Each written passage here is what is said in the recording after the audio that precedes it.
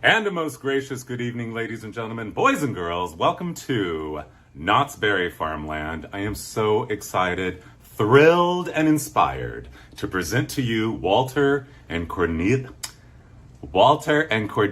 Knott. Okay, I'm already like, there's a lot, you guys. This is really major, this is real, this is deep. Walter and Cordelia.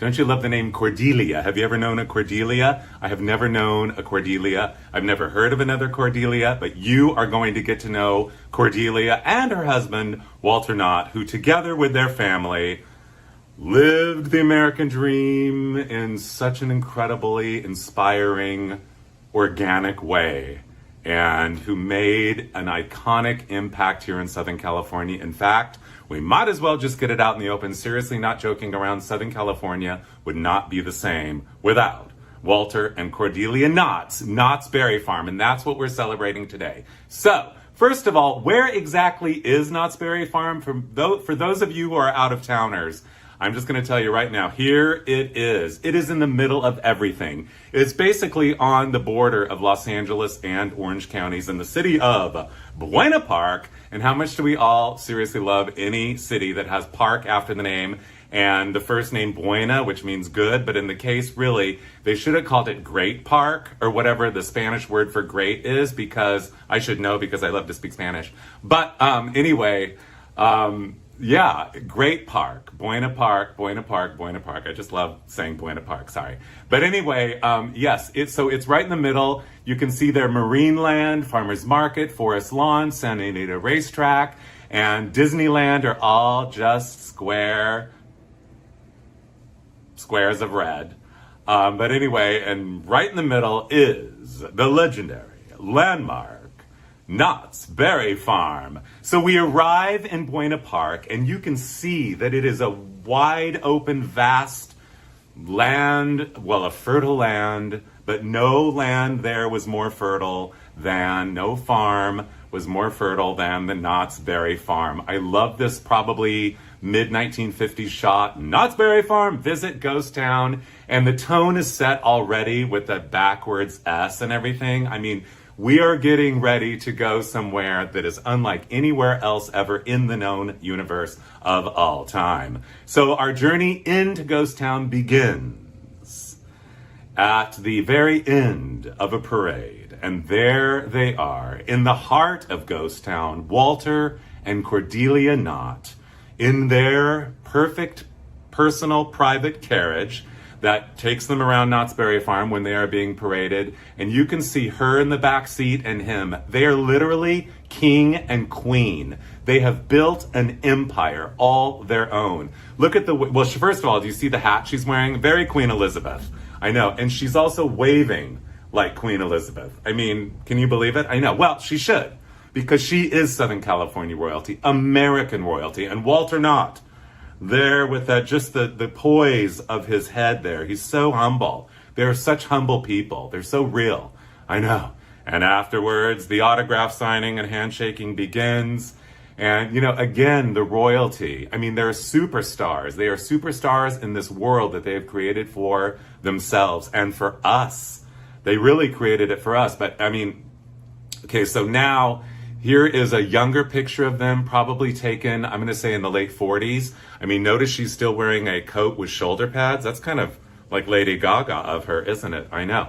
I don't know what the little pin is on her lapel there, but it's like two little figurines, probably made of yarn. Very crafty, very pioneer days. Speaking of pioneer days, Stagecoach 3 days late. News, again, with that backwards S. So we are in an alternate reality. They have blended reality and fantasy together and created the one, the only, okay, you guys, here we go, Knott's BERRY Farm. I just love this menu cover. It's probably from about 1940.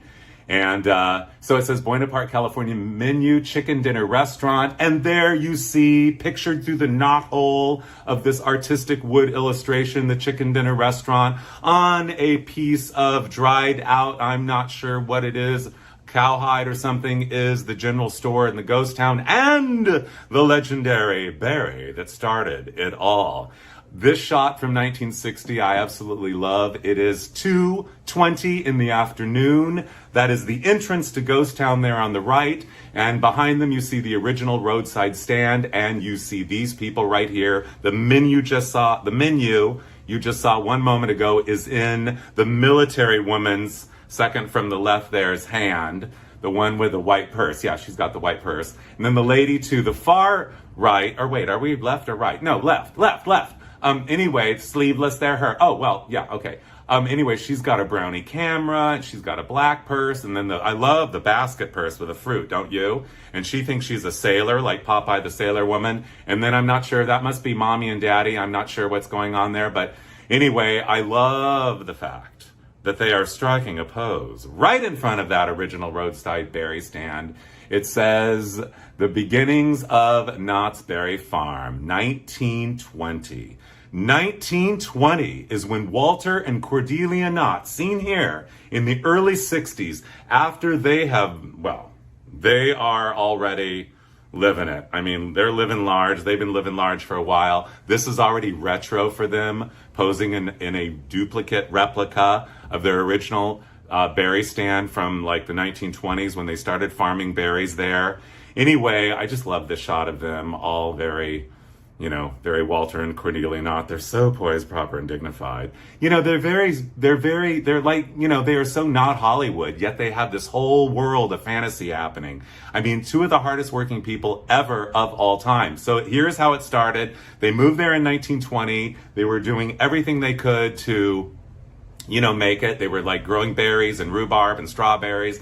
And you can see it's a dirt road there. I love that proper touring cars pulled up. There's a truck there and a couple customers at their stand. Walter and Cordelia Knott were really trying hard to make it through a very difficult time. I mean, farming's a lot of work. We have no idea because we're not farmers. I know, but can you imagine? I know. So anyway, by the way, I wanted to tell you that Walter and Cordelia Knott are from Pomona. Yeah, they grew up in Pomona, California. Pomona, the Roman goddess of fruit and vegetables, is Pomona. But I'm talking about the city of Pomona, not the Roman. Well, anyway. So anyways, yeah, so I don't know. I just love this shot of the early days and everything. It's just like, look, you can see forever back there. Southern California in the 20s really must have been paradise. But it really wasn't paradise. It was a lot of hard work. Until this guy came along. So Walter Knott was always looking for a better berry plant. I mean, he was going around trying to find plants to grow so he could, sell stuff on the side of the road in his stand. And he met this guy, Mr. Rudolph Boysen of Anaheim. So Mr. Rudolph Boysen was a hybridizer. He was a farmer as well. He was mixing up some plants to make some, exotic creations or whatever. Well, as it were, he had hybridized together a raspberry, loganberry, and a blackberry. And he created this vine, and he didn't really pay much attention to it. And he had a few on his property. Walter Knott comes calling, do you have any, berries? I need some berry plants. I need, I'm looking for something. And I'll be darned anyway if he didn't say, well, why don't you try that? The cross between loganberry, blackberry, and raspberry. And so Walter Knott said, okay, I'll try it. So anyway, he took it back to the farm, he planted it and rotted it well, and voila, a miracle had occurred. Whoa! Walter heard the angels singing, and, well, the Roman goddess of fruit and vegetables was very good to him, the Roman goddess, because this is the boysenberry that changed everything. I hear the angel singing, and so did he. Here he is. Yes, he is looking at that boysenberry, whom he named after Mr. Boysen, by the way. And if you go to Anaheim now, you can see Boysen's cactus garden in the old park in Anaheim. So look for the Boysen, not boysenberry, the Boysen cactus garden in the park in Anaheim. It's absolutely incredible. But anyway, we're not talking about cactus gardens in Anaheim right now. We're talking about Berry Farm, a berry farm, the ultimate berry farm in the history of the known universe, Knott's Berry Farm, Knott's Boysenberry Farm. So everything was going well, and everyone was excited on the side of the road buying the berries, and people were coming in droves with the berries. Mrs. Knott started making a jam and everything, and then all of a sudden she's like, wait a minute, I can sell biscuits and jam on the side of the road and serve tea. We'll build a little tea room. So they built a little tea room. Finally, one Sunday afternoon, she said, you know what? Why don't I fry up some chicken and serve it on the wedding china? And indeed she did. And this is some of the wedding china now on display at the chicken dinner restaurant in at Knott's in Buena Park. Of course, you know it's in Buena Park. At Knott's Berry Farm. Right now you can go there and see, I guess that the only piece there, according to what it says, there's sugar bowl from Cordelia's wedding china made by Homer Laughlin, 1907. Oh, pattern is called Hudson. Who knew? Anyway, so I love the layers of time, and Knott's Berry Farm is an incredible place to look through the layers of time. This shot right here I found in my collection. And I just, you know, it is just the picture perfect shot of Knott's Berry Farm Chicken Dinner Restaurant. It looks like, according to way down there, I know all the cars are like blue. Anyway, way down there is a 1954 Oldsmobile, so this has to be like late 53 because it's the only 54 car there. But I love that Ford driving by, probably wondering where it's going to park, because this place has taken, well, it's taken Southern California by storm. This has now become the Berry Farm, the Berry Stand that became a tea room, now fried chicken dinner. It is absolutely exploded and people are waiting in line forever. Look how crowded the restaurant is. This is the original dining room of the restaurant, and guess what? It is still there. You can still dine in it to this day. So she started serving chicken, and I believe it was 1934. The boysenberry came to them in 1932. And, you know, after that, it was the sky was the limit. They were on fire. I love the waitress uniforms, all the customers, they're all dressed up and everything. That man has a tie right there in the middle. And of course, those flowers in the basket are probably from the Berry Farm. And flower gardens, I mean, they were growing everything. This is the kitchen. This picture was taken in 1940. Just last week when I was at Knott's Berry Farm having lunch in the chicken dinner restaurant. Whoa, dinner for lunch. Yes, my friend there, Jeff Shattuck, came in and said, you know, look at this picture on the wall here of the kitchen, Mrs. Knott's fried chicken dinner kitchen in 1940. Come in the kitchen now. So we went in the kitchen, and he said, you saw in the photo how the chicken was being fried back there up on the upper left is where the chicken is being fried.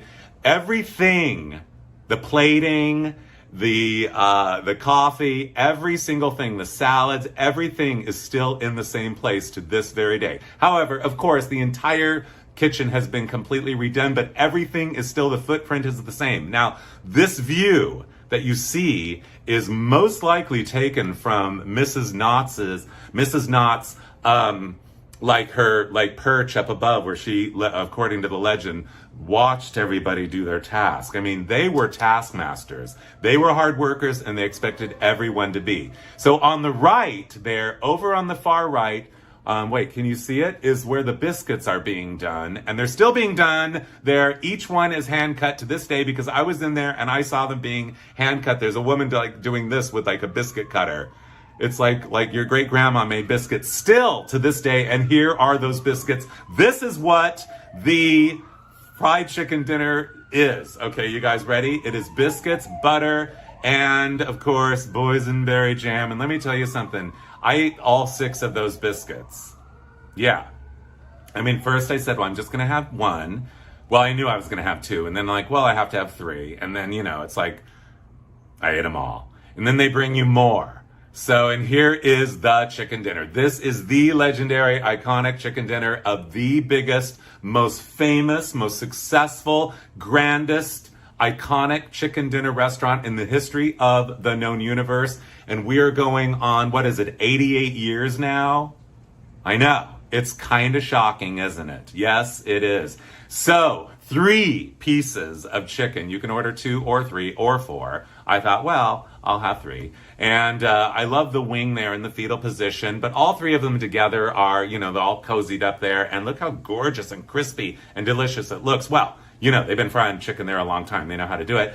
The mashed potatoes. Okay, you guys, I'm not like that even into mashed potatoes, believe it or not. Not one of my favorite foods. But, you know, occasionally they're served and I eat them. I have never had better mashed potatoes. They had a little bit of like lumpiness to them, which I like if I'm going to have mashed potatoes. They were delicious. I could have gone swimming in that pool of chicken gravy. I mean, give it to me with a straw. It was so delicious. And by the way, notice how gorgeously colorful this dinner is. So traditional, this is the traditional dinner. Sorry, I'm just getting excited. I better calm down. I know, I'm salivating, even thinking. That is not a salad back there, even though I did have a salad, but the salad looked like a salad, so I didn't think I needed to show it to you. That is the traditional cabbage and ham chunks. And it is, you know, I mean, how often do you eat that? Never. I know, but delicious. And of course, on the other side, you see, well, you know what that is. Corn, and how much we love corn. And in the middle, a specialty of the house since day one, still on the menu, which is kind of a miracle, rhubarb. Nobody even knows what rhubarb is anymore, but I do, because when I was a little kid, my grandparents, who had a bakery in Long Beach, used to make rhubarb pie, and I thought it was delicious, and it was. So rhubarb is kind of like, it's not like, but it's most like celery, and they chop it up, and then you boil it in sugar, and it has this really delicious flavor, and it turns red like that. It's so beautiful. It's so delicious. Rhubarb, and what's for dessert? What else but the one, the only boysenberry pie. So I love the fact that this piece of pie, the camera could not focus in on the boysenberries there. I mean, it's just too mystical, magical to focus in on. Some things are just not photographable. However, it did finally managed to focus on the north point of that crust there, where two little tiny flakes are flipped up there, so you can see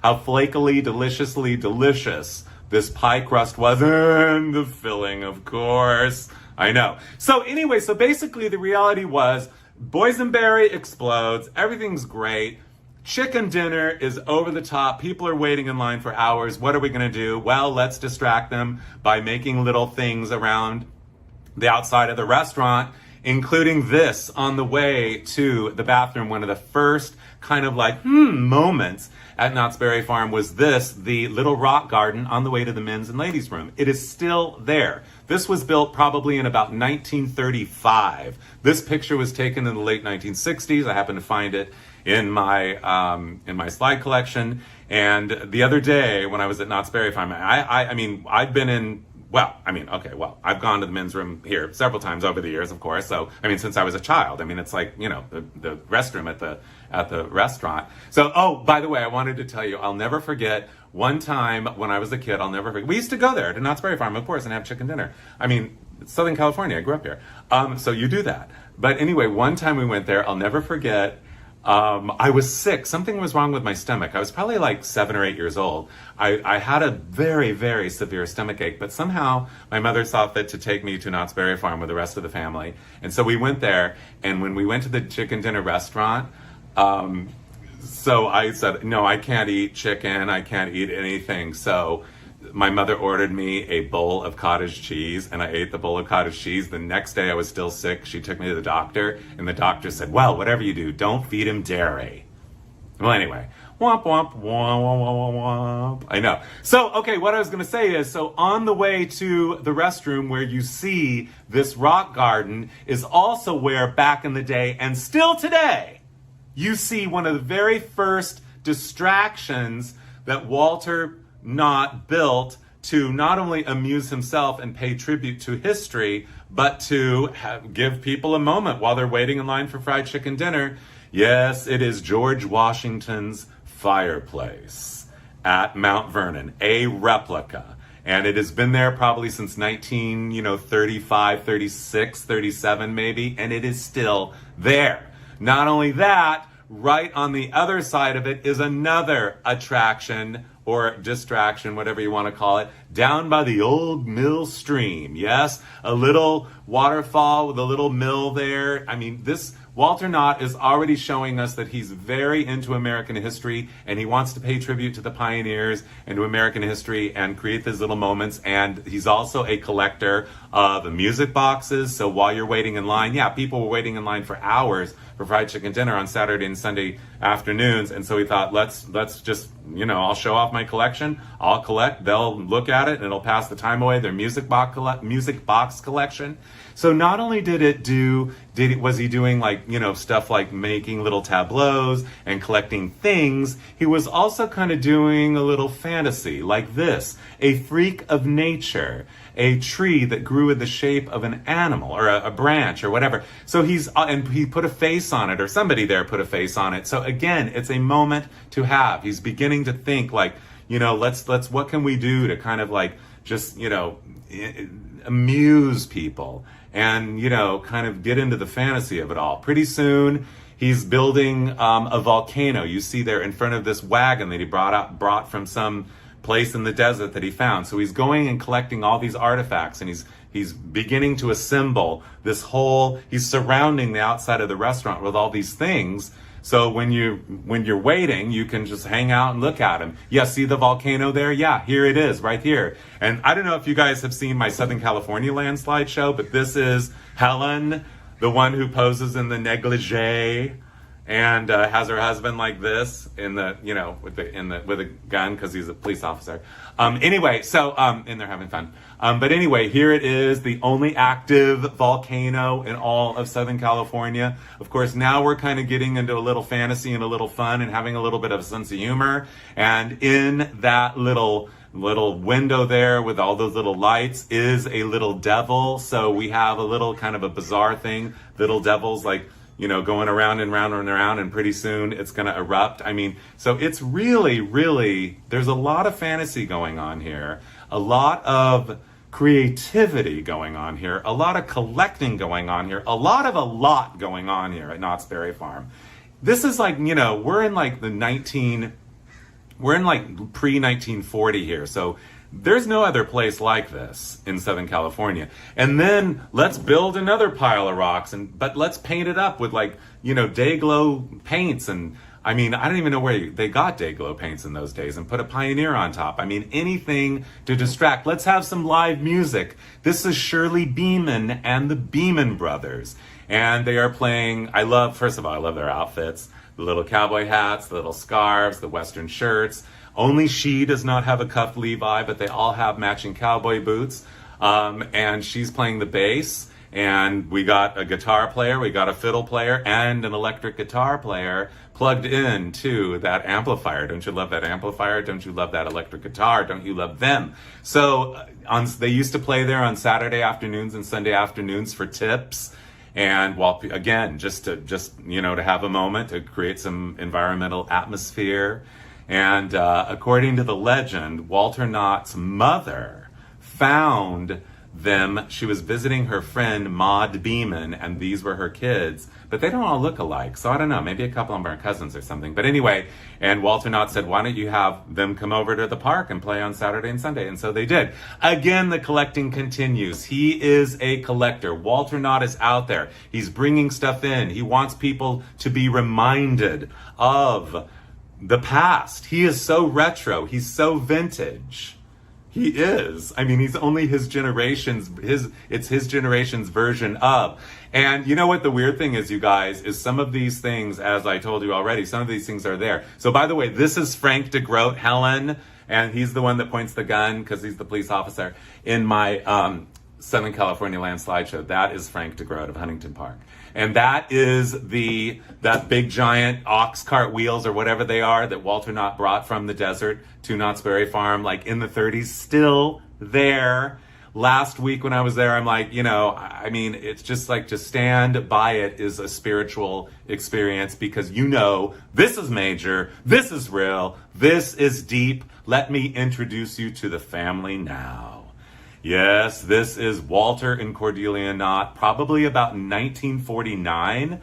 On your left, we have Tony, Marion, Walter, Cordelia, Virginia, and Russell. Don't you love Cordelia's shoes? My great-grandmother had shoes just like that. In fact, my great-grandmother looked just like that. This could be my great-grandmother, but it isn't, because this is the Knott family. I wish I were related, but I'm not. So yeah, so they have the restaurant. They've got a lot going on. They even have a nursery. They will sell you berry plants. They will sell you flowers. And Russell, each one of them has a little enterprise going. I mean, this is a family operation. They are entrepreneurs. They are, well, they were thinking large, and I mean, nothing could stand in their way. They are becoming Southern California's most important roadside attraction. I mean, granted, you guys, I mean, let's keep in mind, this is way before, you know, Knott's Berry Farm. I mean, way before Disneyland. What am I saying? How could I confuse Knott's Berry Farm and Disneyland? They're so different, yet so similar.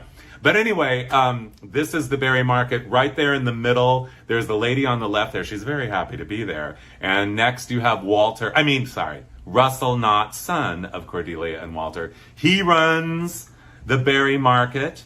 And so they still have the berry stand. They're selling preserves, and they sell all kinds of, you know, end flowers and everything. Here is a painting painted in probably the mid-1940s of, I believe it's Tony Knott, or maybe it's Marion, I'm not sure, one of the daughters, but it is a big, giant, beautiful painting that used to hang in the berry market there for decades. And the miracle is you can still see this painting now. It is actually hanging on the backside of Virginia's gift shop. Yes, the oldest daughter, Virginia, here she is, all dressed up, all prim, poised, proper, and dignified. Inside of her gift shop, which by the way is still there. They are no longer selling these kinds of things in there, but it is still there. And I was there the other day and I couldn't believe how like neat and tidy it was. Anyway, so Virginia Knott, she was known for wearing red lipstick and red nail polish. And I mean, you know, they owned the park until 1997. So they were all there, omnipresent, until the late 90s. Can you believe that? I know. So this is the 1940s though, or probably maybe the early 50s, who knows, but I love the lady there. So you see Virginia, she's on the right, and the lady that she's presenting to is smoking a cigarette. I know, see it? I know, puff, puff. Anyway, enough of the pre-matter of Knott's Berry Farm, so you know that we got a lot going on, and I didn't tell you, Tony and Marion have a dress shop. I mean, they've got all kinds of little shops going on out front in the Chicken Dinner restaurant. Let's go into the trail to the ghost town. Yes. So Walter is really going for it now. He's like, you know what? We really do need to do something to really handle all the masses of people that are showing up for dinner. Let's just build a whole ghost town, and then they'll really have something to do while they're waiting. Well, the ghost town exploded into way more than they ever could have dreamed, I'm sure. When you get to the end of Ghost Town, this greets you. Welcome to Ghost Town. Here you will see how a breed of rugged pioneers lived. With few tools and without government aid, these hardy people subdued our great western wilderness. As you go on giving thought to a past so recently gone, share with us our respect and pride for those self-reliant people who built the West. Signed, Walter Knott. This is currently in the little museum in Ghost Town, by the way, so you can see it with your own eyes. This is virtually the beginning of Ghost Town right here. This is the Gold Trails Hotel. And so this is the first building, virtually the first building there in Ghost Town. You can see they're all gathered around. I mean, this might be at the opening of it. I'm not really sure. But this building was brought from Arizona in part and then partly reimagined. So Ghost Town is part authentic, part real, but this is just the beginning. Inside, one of the very first attractions in Ghost Town was a show called the Covered Wagon Show. So basically, it was a painted diorama with lighting effects, and you sat there in the audience. The show was only 3 minutes long, and it told the story of Walter Knott's mother coming from, in 1868, coming from Texas to California on a covered wagon. And I'll never forget my entire life growing up, anytime Knott's Berry Farm was ever mentioned, my mother, whom you may know from Instagram as Donna K's Kitchen, my mother would always quote this line that she remembers hearing in this attraction, the Covered Wagon Show, as part of the story, which was, "Mama, I'm thirsty." she would always say that. Like, that made such an impression on her that in the Covered Wagon show, Mama, I'm thirsty. Anyway, so there was a transition in the show from daylight to darkness. So they're starting to play again. We saw the pile of rocks that were glow in the dark. Now we do the transition from daylight to darkness in the show, and so it's a little bit of lighting going on. And so they are really kind of, pulling us in. And here is now a couple years later, just within a couple of years, Knott's Berry Farm's ghost town had blossomed into a full tilt, total immersion environment where costumed employees, food, everything, music, decor, motif, every single thing, transportation, all created a total immersion environment. I mean, it's really kind of a miracle. According to the legend, to me, isn't it? I know. According to the legend, Walter Knott was inspired by the 1935 Western, an exhibition he saw in San Diego in 1935, where there was a ghost town designed by Henry Oliver, who designed a couple of other things in Southern California which still stand, one of which is the Tam O'Shanter restaurant built in 1922, which happened to be Walt Disney. Sorry, we got Walter Knott and Walt Disney, the two Walters, Walter and Walt. Walt Disney's favorite restaurant, the Tam O'Shanter. If you're in Los Angeles, the Tam O'Shanter is still serving. It is world-class Tam O'Shanter. So anyway, back to Ghost Town. So Walter Knott saw Harry Oliver's Ghost Town at the Expo in San Diego in 1935 and had this vision of building the ghost town, and here it is. So by the 1950s, you see, here we are in the 1950s now, and it's been in full blossom. It still is. You see the blacksmithing shop there. You know what? Actually, I'm going to go back because I wanted to point out to you Silver Dollar Saloon. There's the restaurant. There's the drugstore. There's Goldie's Saloon, the town jail, the livery stable, and the blacksmithing shop. Blacksmithing shop. Okay. Now, you see the blacksmithing shop there, you see the Gold Trails Hotel, you see the adobe building with a bell on top, that's the fire station, you see a log cabin. I'm pretty sure this is the log cabin that he found somewhere in Arkansas. I'm not sure what the story is, but there has to be some story to go with it. Everything seemed to have a legend to go with it. Whether it was made up or real, it was a combination of both, and don't we love that? I know, like the real world itself. Anyway, but what is going on here? There is a lady, I love the lady in red. She's on her way to see what those people over on the right are looking at. And this is what they are looking at. They are looking at Nellie. Nellie is playing the dulcimer. And the reason why this is so important to me is because I remember, like, when we went there when I was a little kid, this is what I remember, is this woman playing the dulcimer. I don't know why. I don't know if she looked at me and stared me in the eyes or what, but I remember her. Nellie she was a legend there. I don't know how long she was there, but every day she sat on the front porch of one of the buildings in Ghost Town and played like old Western songs on that dulcimer. And according to the legend, Walter Knott heard that there was this woman somewhere in town in Buena Park or nearby washing dishes at a soda fountain, and she played the dulcimer. So he went there and said, you don't want to wash dishes in the soda fountain anymore. Come to Knott's Berry Farm, put on a pioneer lady outfit, and sit on the porch and play the dulcimer. And she did. But she made a very big impression on me. So again, total immersion environment.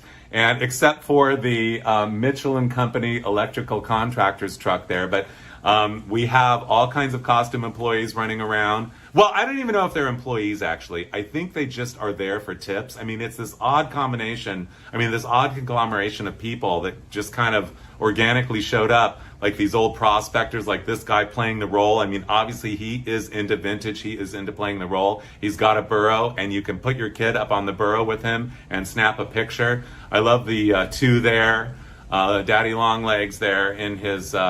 with the gray pants and his girlfriend, and then the man in the brown suit there looking over like, I want to go pose with the prospector. And the tour of Ghost Town continues. We got a costumed employee. I don't know if he's employee or what, but he probably is. The guy dressed up as the cowboy there, and we got little Missy in the white and the pedal pushers, and she is like trying to catch up with him. And we've got the guy sweeping there, and in back of them we have Old Betsy, the borax train. Now this is, it says Old Betsy borax mine special. Yeah, sorry, it's my little monitor. It's really small. It's hard to see. But anyway, yes, that is me, and yes, this is one of the great artifacts of Ghost Town, one of the legendary moments to have.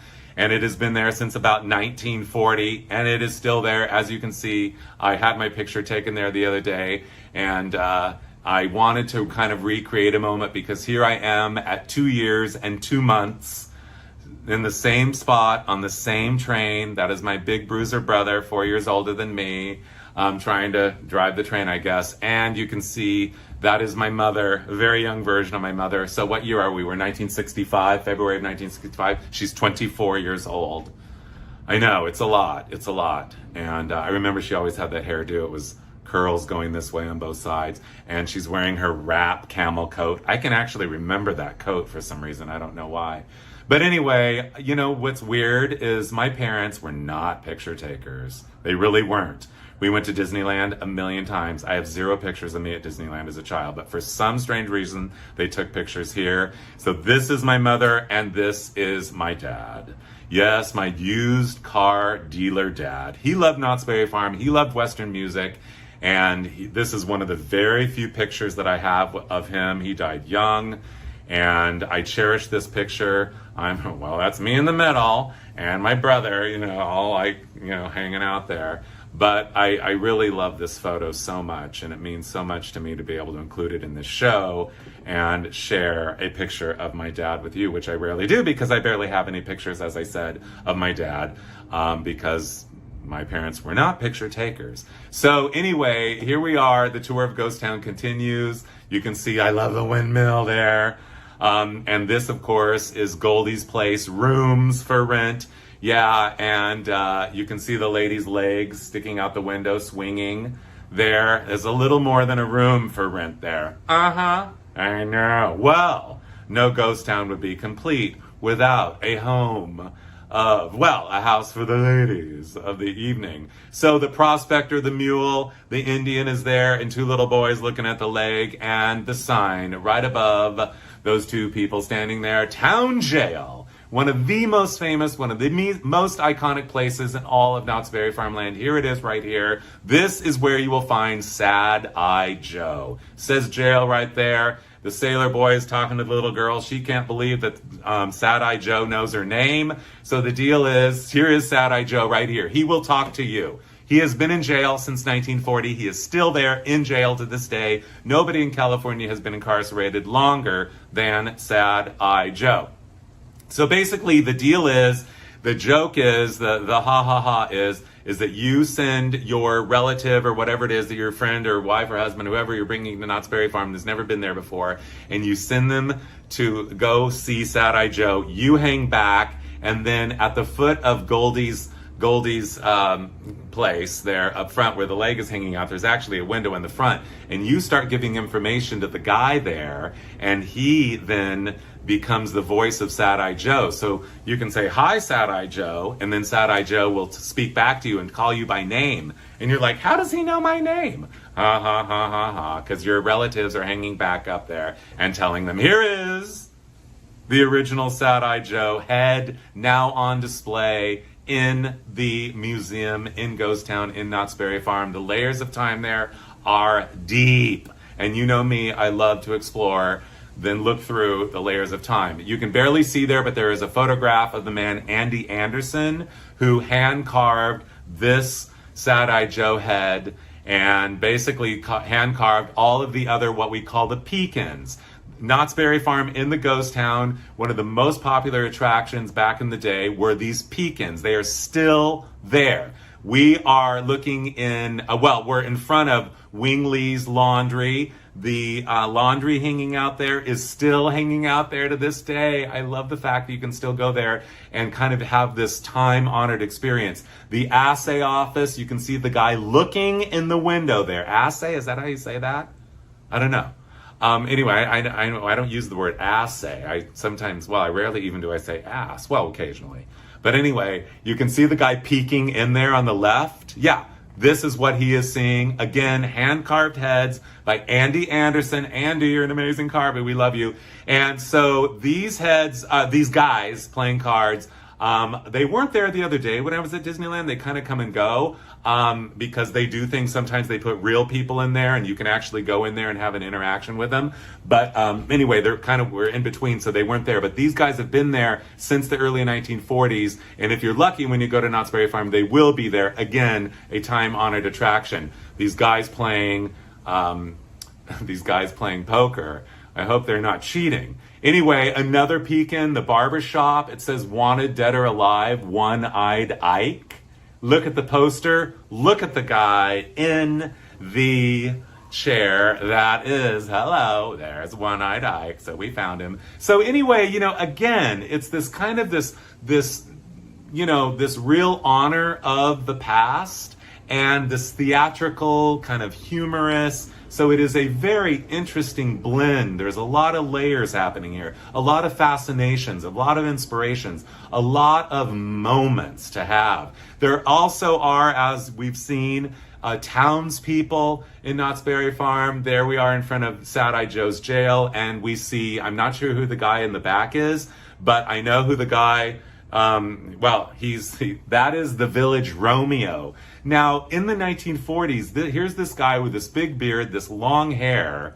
He's kind of I'm thinking he came to Knott's Berry Farm like this, kind of a misfit of society. He also wears necklaces and has earrings.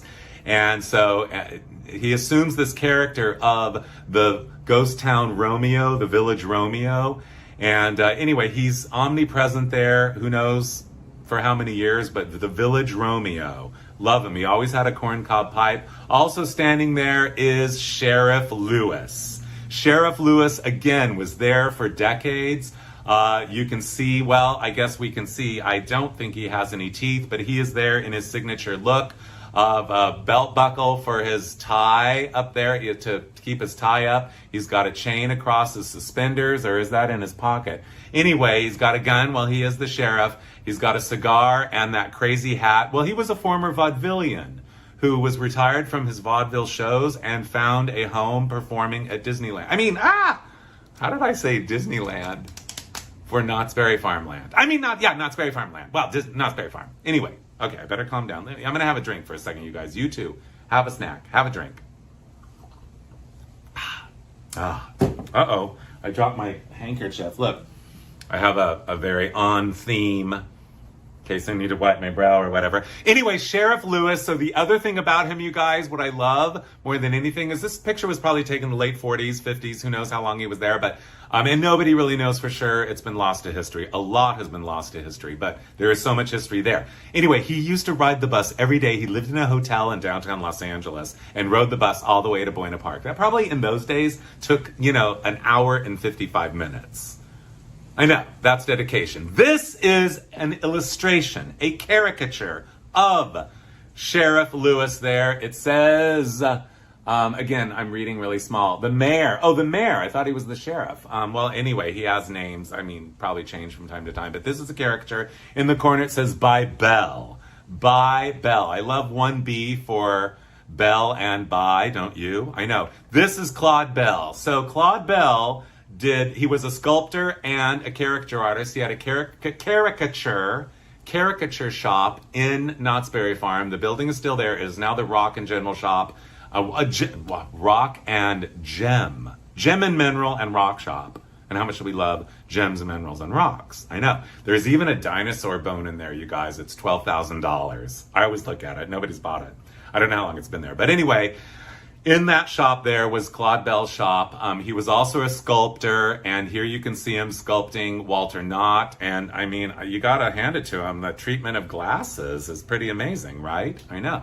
Looks just like Walter Knott. Well, kinda. But anyway, he also is seen, here he is in his plaid, probably a Pendleton, and his khaki pant, sculpting a pioneer or a prospector and his mule.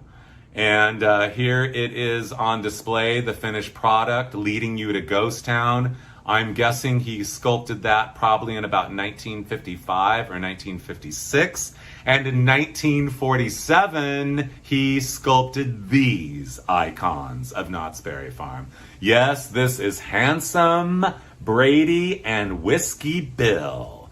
And they have been perched on the side of the Gold Trails Motel, sitting on that bench since 1947. 75 years. And according to the legend, these people would show up that worked at Kodak, and they would say, oh, these people, these two guys come through so often, we feel like they're old friends. Well, if you have not had your photo taken with them, you have not lived, because they are two of the most iconic residences of all of Southern California, and definitely the most iconic residences of Ghost Town. Claude Bell, 1947. Claude Bell, by the way, also, here's the big deal with Claude Bell. He's the guy, he left Knott's Berry Farm in 1964, and he went out to the desert to Cabazon on the way to Palm Springs from Los Angeles. You know the big dinosaurs? The ones like Pee-wee's Big Adventure? Yeah. How much do we love Pee-wee? I know. Anyway, how much do we love Pee-wee's Big Adventure? Like one of the greatest films of all time. We might as well get it out in the open. But anyway, the dinosaurs, those were made by Claude Bell. So he was doing caricatures and sculpting at Knott's Berry Farm. And he's like, okay, I think I need to move on and do something and live my dreams. Apparently he got bored doing that. So he went out there and built those dinosaurs starting in the year of 1964. He also sculpted these icons of Knott's Berry Farm's Ghost Town. This is Cecilia and Marilyn, and they were actually modeled after showgirls that worked there in the Calico Saloon. But anyway, I had to include this. There are millions, a zillions, and trillions of photographs of both Handsome Brady and Whiskey Bill and Cecilia and Marilyn. I had a million in my collection to choose from, but in the case of this shot of Cecilia and Marilyn, I had to include this one from November of 1969 because that's me on the left in the avocado green pullover knit shirt, little tennis shoes. My brother there is the one all leaning like that, and my cousin Tommy in the middle there. Yeah, I know. So, when I was a kid going to Knott's Berry Farm or Disneyland, we never really confused the two. They were so different. Anyway, Marilyn and Cecilia, okay, I could go on and on and on. To dance or not to dance, Anyway, so years later, I strike a pose, wearing my boysenberry suit that I had custom made, with Cecilia and Marilyn, and you too can go to Knott's Berry Farm to this very day and have your picture taken with both Cecilia and Marilyn and Whiskey Bill and Handsome Brady. Yes, you can. So the suit, I just had to have a boysenberry suit. I had to have a boysenberry suit, so I had one made by an airbrusher. It was inspired by this photo that was taken in 1960 of Miss Boysenberry, I guess. She's wearing a boysenberry print sundress. Very lovely. And Walter Knott there it's kind of an awkward pose. We might as well get it out in the open with a big flat of boysenberries, but that's not awkward. And I love that it says 1922 on there. I'm not sure why it doesn't say 1920, because that's when they started, but he's feeding her a boysenberry. Little awkward, but okay, we'll let it go. But yeah, this is the dress that inspired my boysenberry suit, and I still have the suit. It's in the closet. Probably doesn't fit anymore. But anyway, speaking of boysenberry juice, now we are inside the Silver Dollar Saloon, where this guy, who was one of the piano players there at Knott's Berry Farm and one of the residences of town, residents, sorry. It's a lot. I'm fine. You're fine. I'm going to take another drink. It's just water, you guys. Although I wish it were what they're selling right there. Boysenberry punch or boysenberry juice, boysenberry punch. Yeah, boysenberry punch. Boysenberry Punch is my favorite artificially flavored thing. I mean, maybe it actually has some real flavors in it. I'm not sure. But anyway, I will tell you that this place, the Silver Dollar Saloon, is now a shooting range. But anyway, you can still buy at Knott's Berry Farm the Boysenberry Punch. And absolutely, I mean, I would have to say my two favorite things to drink are Boysenberry Punch is my favorite beverage. It absolutely is. I don't know why. I just love the flavor. Second place would be Hawaiian Punch. But I thought I loved Hawaiian Punch. But, I mean, first place. But really, first place is, I have to say, Boysenberry Punch. And the only place you can get it is Knott's Berry Farm. So, speaking of Knott's Berry Farm, the tour continues. Ghost Town. I mean, I love the townspeople. I love the props. I love the whole atmosphere, the whole ambiance. This is like the 1950s, but it virtually still looks almost exactly like this to this day. You can see that is a big, giant pocket watch hanging there. I love the little glasses. And down there, that glass thing, I don't really know what that is. But I don't think it's Berry Punch. But anyway, never mind that. We are in front of the General Mercantile store, and some of the characters are there, a miner with his mule, and Native Americans there, and some of the townspeople. Looks like there's a little romance happening there between cowboy and townsgirl woman. Anyway, inside you will find a fully stocked general store, very authentic. And I just love all the ambiance of it all, the set dress of it all. You could buy all the stuff. It was all for sale. And you could sit there and play checkers. These are not tourists, however. They are more Knott's Berry Farm townspeople. But you know what's really the most amazing thing about this shot? Again, the layers of time, the time-honored tradition of sitting there in the general store next to that potbelly stove with a game of checkers. You can still do that to this day. And keep your eye on that potbelly stove, okay? Here it is now. You can still sit there. There's no such thing for me as going to Knott's Berry Farm without playing a little game of checkers, or at least going like with the checkers. They are still there. These guys were sitting there playing checkers. I mean, having that time-honored moment. I said, "Excuse me, do you mind if I take your picture?" And they're like, "Not a problem." So this is where you would go and you'd buy like spice drops. I mean, you still can, spice drops, and you know, like candies and all that kind of stuff. And well, now lots of souvenirs. They even sell checkers too, in case you want to go home and play checkers and have that Knott's Berry Farm moment. Speaking of a Knott's Berry Farm moment, here is a Knott's Berry Farm moment. This is about 1949.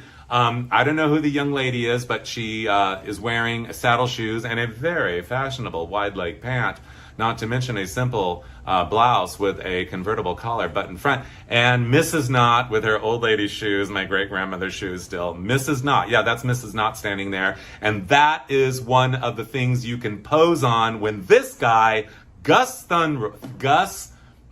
his name? Sorry, I forgot his name. Gus Thurrose or Thunrose? Gus something Rose of Chicago, formerly of Chicago. Thornrose. Gus Thornrose of Chicago. There he is. He is the guy in the picture gallery. Photographs taken on clear or cloudy weather, all work executed in superior style. 1 or 2 persons, 50 cents for 2 pictures. Anyway, blah, blah, blah. But anyway, so he was there in the inside. Here he is in the inside of his shop. And this is the picture gallery. It is still there, you guys. It doesn't look exactly like this, but you can still go in the picture gallery in Ghost Town and have your picture taken. Of course, the centerpiece and the crowning touch was, they need to bring it back because it's not there, is that Knott's Berry Farmer bust there, the front of the covered wagon, right in the middle.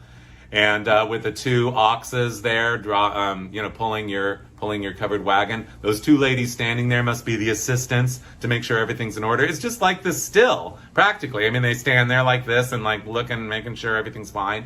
And then you have over to the right, you have the replica of what we have seen now on the way to the restroom by the Chicken Dinner restaurant. President Washington's fireplace in Mount Vernon, a little replica of that. So a replica of a replica. And then you've got the, what does that say there? The Ghost Town tintypes. So you can sit there and put your head there and then ha ha ha, click, click, click. And then over on the left, you have a bar. Well, here is a picture of that bar. and it says spit on the ceiling, anybody can spit on the floor. I don't know why it says that. I don't know why it says that, but I do know that this is a picture probably taken in the mid to late 1950s, and you can see the lady on the right is wearing a slip-on wedgie, and the lady on the left is wearing, well, these are like platform shoes. I mean, you never see people in the 1950s in photos. This is the first time in all the million, billion, trillion pictures taken in the 1950s that I go through all the time with my vintage slides and everything. I've never seen a woman wearing platform shoes like that. That is pretty shocking. But anyway, what's even more shocking is the fact that in the picture gallery right now at Knott's Berry Farm, this bar is still there. Keep your eyes on the bar. Here it is now. Oh, I know. I mean, it's a miracle that this tradition endures. This is a time-honored tradition. Also, out of sight there, you didn't get to see the fact that you could go to Goldie's joint and you could be the one waving the gentleman's in with your leg out the window, so you can be a lady of the evening there. They don't have that there anymore. Nor inside the picture gallery do they have this, the jail, so you can have your picture with Sad-Eye Joe. So anyway, so a minute ago we saw Mrs. Knott outside. Now she's on the horse. I mean, this is kind of out of character for Mrs. Knott, because I don't think Mrs. Knott, had that much. I mean, she really seems to be very, well, conservative. Let's put it that way. So this is a little much for her to do this. But anyway, but she did do it. And I thought, well, if she could do it, I can too. So I did. The horse is not the same horse. They told me that it was, and I thought it was. And then I came home and I compared the markings on the horse, and I thought it was the same horse from the old days, but it wasn't. But anyway, absolutely a tradition to have your picture taken in the picture gallery of Knott's Berry Farm. While you are in the picture gallery in Knott's Berry Farm, look up and around up the staircase and you will see this. This is a giant painting painted in 1951 by one of Walter Knott's main leading creative visionaries that worked alongside of Walter Knott. Paul von Kleben was his name, and he did all kinds of things, designed part of the ghost town and creative director and all this kind of stuff, and art director, and he painted this, and it is, well, it's been there since 1951, but originally it was in the Calico Saloon. Now, in the Calico Saloon, you can see in this picture, there's some townspeople here. There is actually a stage in the background where you see that looks like a piece of wood back there. There's a piano player there up there. On the bar is where the barmaids dance, the showgirls, the can-can girls, and you can see the bartender there. And oh, by the way, and they only served berry punch and sarsaparilla and probably root beer in there. They did not serve alcoholic beverages there then.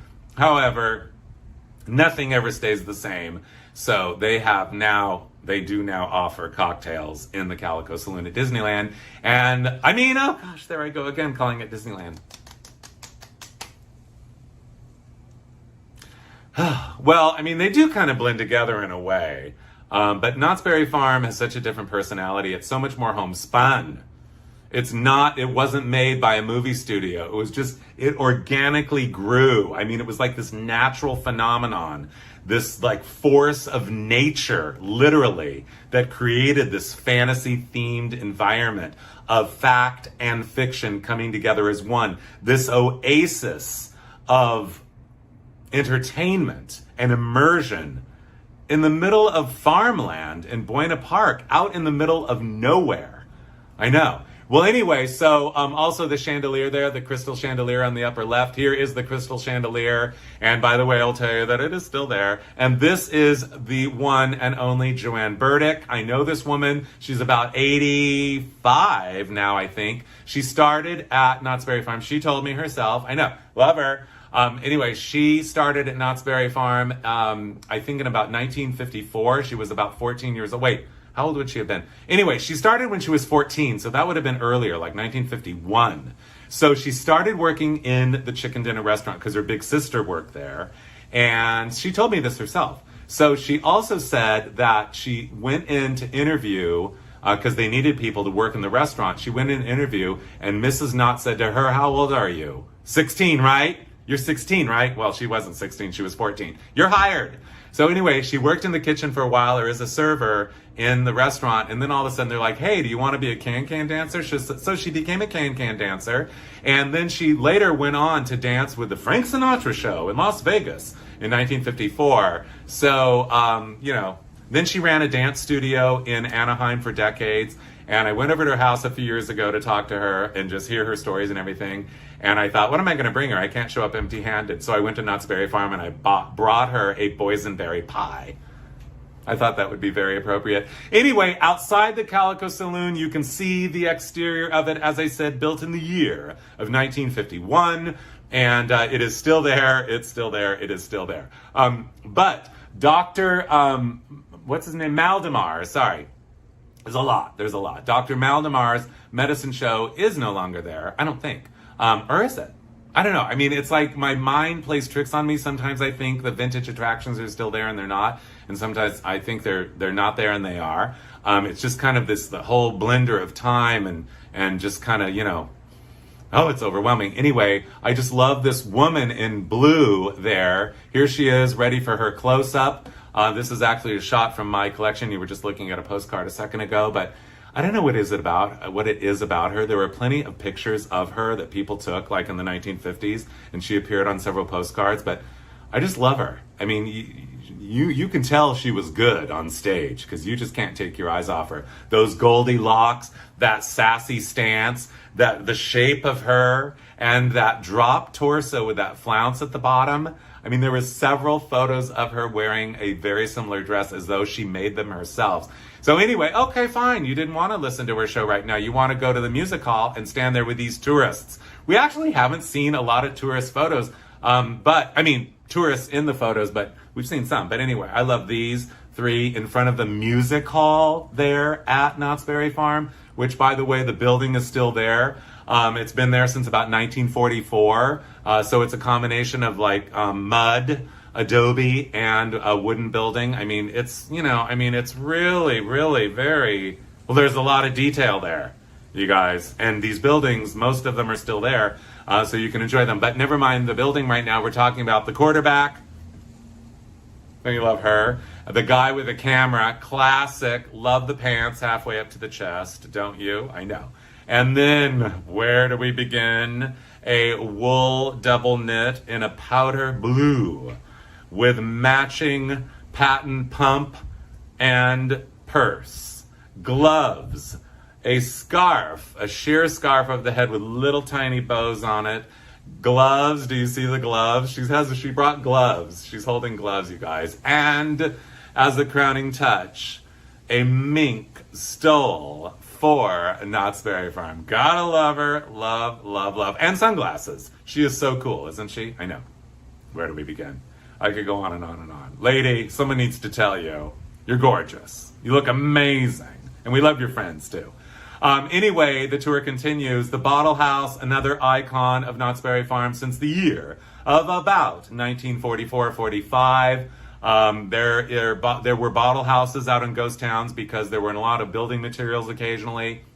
Well, often, actually. I mean, I'm not a ghost town historian. I mean, real ghost town historian. I'm more of a Knott's Berry Farm historian. But, what I meant to tell you in the beginning, by the way, I'm not an expert on Knott's Berry Farm. I'm a mere enthusiast. But I do know that in the old ghost towns of real, there were often not a lot of building materials. So they had bottles, so they made bottle houses. And this is a very faithful bottle house, faithful to the classic bottle houses from the ghost towns, built in Knott's Berry Farm. Still there.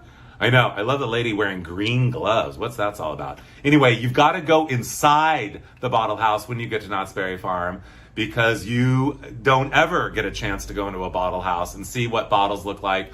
A bottle house looks like from the inside. So as you walk along, this glow of polka dotted lights kind of follow you and everything.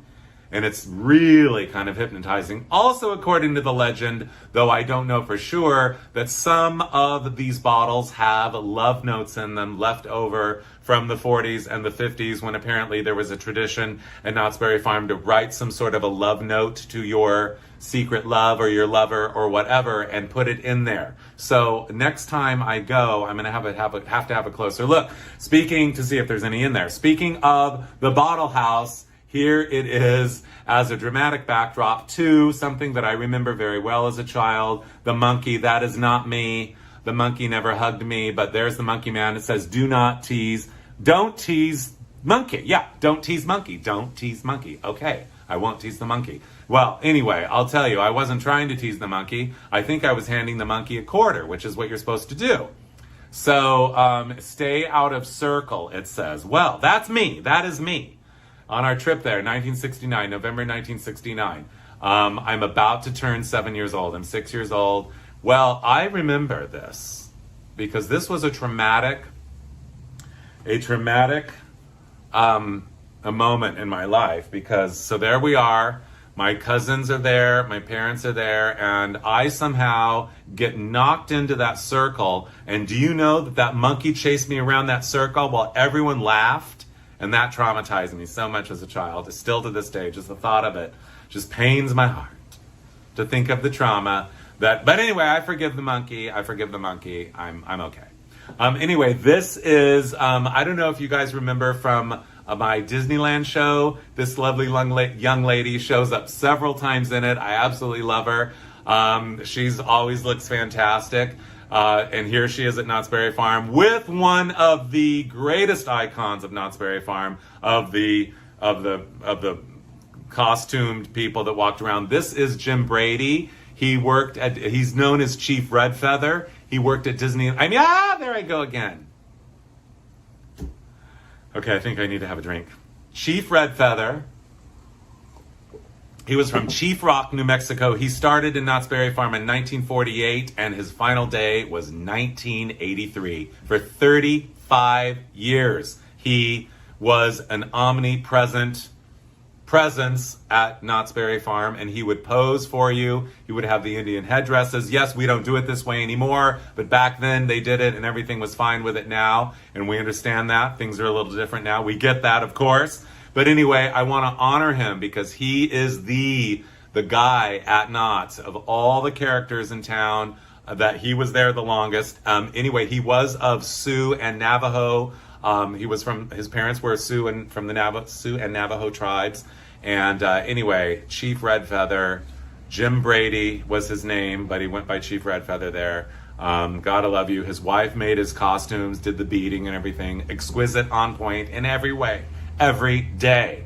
So I'd love to know more about him because he's really interesting. And the fact that he was there so long. In the background, you see a little drum, and you also see a buffalo horns with buffalo skin hat and tail there or something. And here it is now on this little boy who happens to be David of Pasadena, and his sister Wally. I don't know why her name is Wally, but it is, and I know this because I have featured them in several of my slideshows. They were from one of the first collections that I ever found in an estate sale in the early 90s when I first began collecting other people's old slides. Anyway, they are striking a pose as well. There are other Native Americans there who pose with you as the prospectors do and everybody else, and everybody gets along, and it's a one big happy family. And in the background you see by the lake, this way. Okay, lake, what? Yeah. Well, one of the other first attractions at Knott's Berry Farm was the lake. They built a lake there because they had enough room on the farm, so they're like, hey, people love lakes, let's build a lake. Let's just build anything. They did so much there. Anyway, so it says Art Glow Studio. We're going to go to the Art Glow Studio, but first we're going to the little chapel by the lake. So this was an adobe structure that was built there. Well, yeah, it's there. Hello. That they built in about 1941. So this is, again, one of the very earliest attractions in all of it. It's not really a ghost town, but it is an attraction. And you would go inside. You can see the people are lined up. Walter Knott and Cordelia Knott were very religious people. And inside they had this, the Transfiguration of Christ.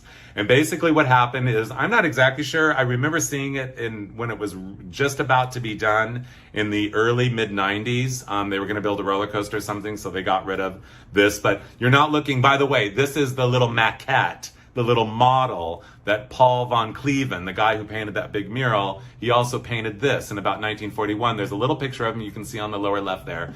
Anyway, this is in the museum at Knott's Berry Farm right now in Ghost Town. So the big deal was, you heard this, I don't know, a verse or a lesson or something in there, and then all of a sudden the lighting would change on this painting, or the doors would open, you'd see him, you hear this prayer or whatever, and then all of a sudden the lighting would change, and it would go from like regular light to like black light or whatever, and well, his eyes would open up, and it just, you know, people were like, oh. I mean, it was like a miracle. So a special effect, a special lighting effect, a moment, a very memorable moment, an iconic moment at Knott's Berry Farm. More iconic than the Art Glow Studio, but here it was by the lake. So you'd go in there and you would buy things that glowed in the dark. So, I mean, gosh, how random in like the 1940s to go anywhere and buy anything that glowed in the dark. So they were into like some, you know, I mean, it was kind of out there.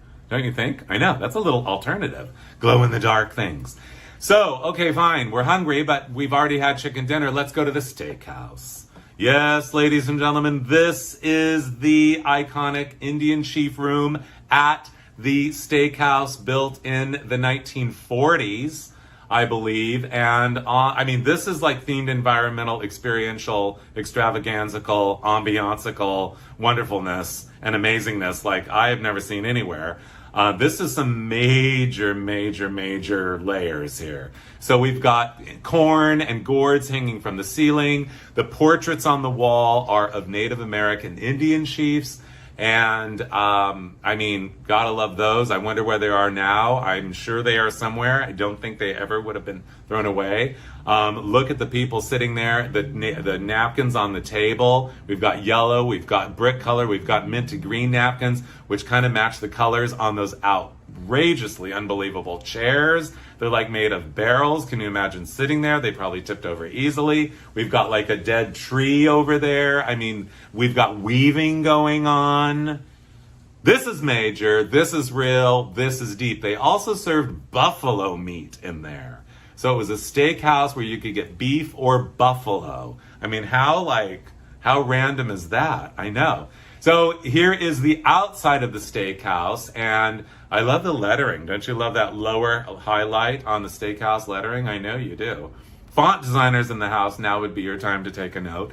But anyway, you see there's kind of a gully here and that fence there, and those people looking down. They're looking down on this, one of the most iconic places and spaces in the legend of Knott's Berry Farm. This is where you pan for gold. Yes, you are panning for gold here. This is where you do it. Unfortunately, we might as well get it out in the open.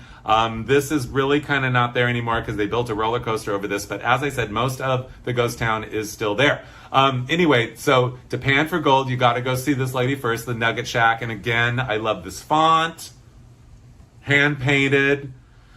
Don't you? I love the H. I love everything about it. Pan, real gold, get ticket, 50 cents, all Nugget. At Nugget Shack, Miner will instruct you. Yes. So you pay this woman 50 cents and you go down there and you pan for gold. So an iconic experience that's been there. According to the legend, Walter Knott actually stocked the little whatever it is, whatever you call it. I'm sorry, I don't know all the terms because I'm not a miner. Are you? Do you know? Anyway, yeah, it's called something. He put the gold in there every day according to the legend. And as you can see there, I don't know if you've seen my big retro Disneyland slideshow, but if you have, it's available on my website to watch on demand. You will see these lovely young ladies there. That they are Sue and Beanie's girls, and you can see them. They're actually posing in the dresses. They are posing in my slide, the the other show. Well, they're in the Retro Disneyland slideshow, but they're wearing their their famous Rick Rack dresses, which I have immortalized not only in my Southern California land show, but in the Disneyland show. But we're not talking about, you can watch both of those on demand on my website right now, but we're not talking about that. We're talking about panning for gold. This is an experience, a time-honored experience at Knott's Berry Farm. You have not done Ghost Town unless you've panned for gold. I did it as a child, and I did it again the other day. Yes, I did. Oh, I had to, of course. So anyway, you know what though? I mean, okay, that's what I wound up with. I mean, it gives gold dust a whole new meaning. It's hardly a nugget. There's hardly a nugget there. It's more like gold dust. Okay, you want small, miniature little things? Fine. Mott's Miniatures was an attraction at Knott's Berry Farm for several decades, starting in the year of 1945. I'm pretty sure that's Mrs. Mott on the right there, and she was one of the leading people in the realm of miniatures in Southern California, the leader of miniatures. And that's one of her miniature houses there. Well, they went on display there, and it was a very popular attraction in Knott's Berry Farm. So I will tell you that I Googled Mott's Miniatures, because that's what they're called, and they still have like a website. They have a phone number. I called. They did not call me back. Well, anyway. But here is my favorite Mott's miniature. There's not a lot of photos of the Mott's miniatures, you guys, but this photo does exist. It's of the mid-century miniature living room. So on the lower left there are little space-age toys and two like alien creatures. I love the mid-century modern furniture. I love the 3 lampshades, that chest of drawers there, and the people. Actually, no, that's like a TV stereo console, because the kids, there's 3 kids there. You can kind of barely tell, but they're looking at the TV. I don't know if you can recognize who that is on TV. You probably can't, but it is the one, the only. Well, at the time, I believe it would have been Vice President Nixon. Yes. Anyway, we're not going to go there. We're not going to talk about politics. But anyway, I love that they had Nixon on the television. Yeah, this was like the world's smallest TV. Speaking of TV, this is Walter Knott, but not with Cordelia. I don't know who the woman is, but I do know who the host of the show is. That is the one, the only, Groucho Marx. And this is You Bet Your Life, one of my favorite TV shows of all time.